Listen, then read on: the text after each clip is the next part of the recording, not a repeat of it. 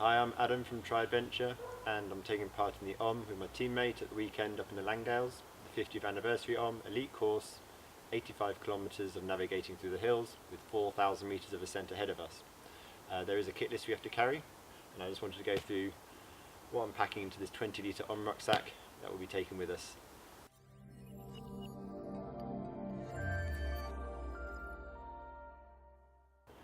So we'll open the rucksack, and first thing we'll pull out is the tent. Photon light, weighing in at 778 grams. Got the poles, pegs and main tent, so let's get that put up.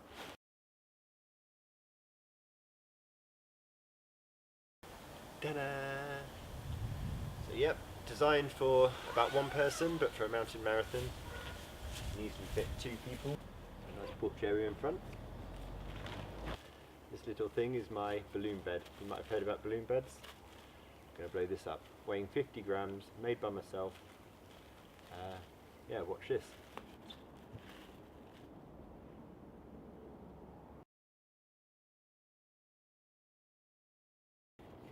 Advice is I don't tend to blow them right up at the very end, it just allows for a bit of expansion once we tie the knot in the end.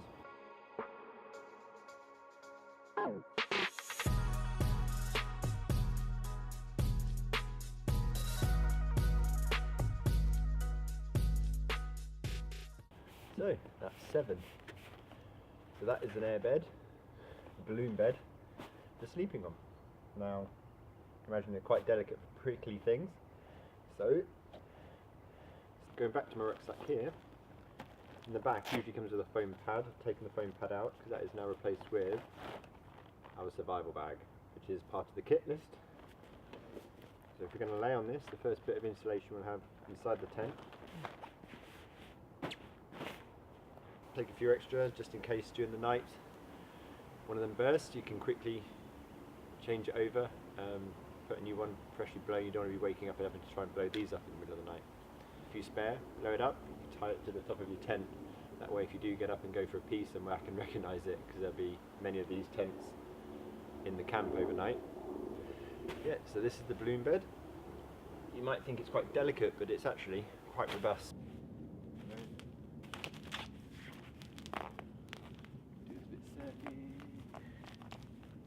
Remember, the key point is to make sure you leave some room for expansion from the end of the balloons, otherwise it will pop. The key I would say to a good night's sleep is your sleeping bag can offer warmth. It's only going to work if you're insulated from the ground, so offering the balloon bed offers great insulation. And then get a good meal inside you before you go to bed, so you've got plenty of calories to burn to keep yourself warm through the night and get a good night's sleep. So my torso is insulated from the ground. Might want to put something under my feet just to keep them off the ground. Maybe wear a rucksack under my feet. Carry one of these to drink on the hill. Quick and easy to fill up and drink, but I won't carry much water in that when I'm out on the fell. Plenty of water around, I'm sure, up in the Lake District. It's just enough to carry with me.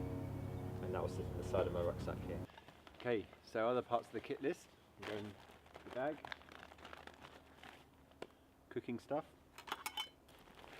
Got our emergency backup.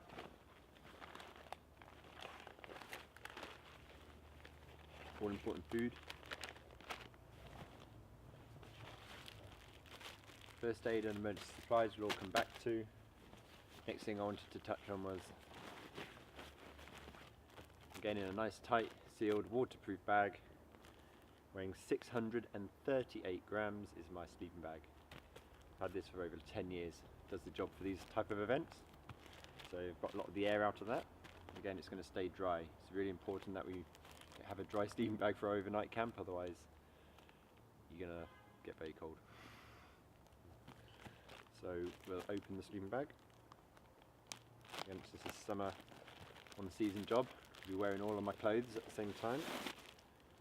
These bags also offer quite useful ways of storing water. If you go out of your tent, take water back to your tent overnight, then you have to keep getting in and out of your tent. I've actually cut it down a bit at the feet just to keep a bit more warmth inside, so I'm not kicking about. That's the sleeping bag which will lay on top of the balloon bed. a sleeping bag, got the balloon bed underneath, so a bit more insulation. We'll put all our clothes on and get a good night's sleep, ready for the next day's racing. Again, the next thing just to keep in my rucksack, emergency. So emergency rations, keep those in a bag separate so we don't eat those. Almost finished with those. Waterproof paper and a pencil. Just tear out a couple of pages from my waterproof notepad. Always useful carrying a blister pad. So we've got one of those in there, just as a backup. Then some first aid items, just some bandages, triangular bandage, again in a waterproof bag. So when it comes to the overnight, freeze-dried food, I'll probably have a couple of meals. So there we go, plenty of calories, hot food, boil some water up, add the hot water to the meal, and then eat it out of the bag. Likewise in the morning, this one is rice pudding with some raisins. That's going to set me going in the morning. So here are all my extra layers that we have to carry. Make sure they stay dry.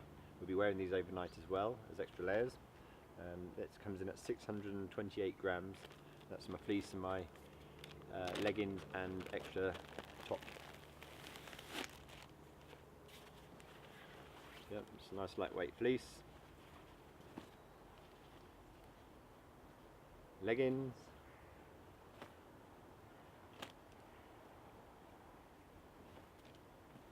And skins top. Cooking equipment.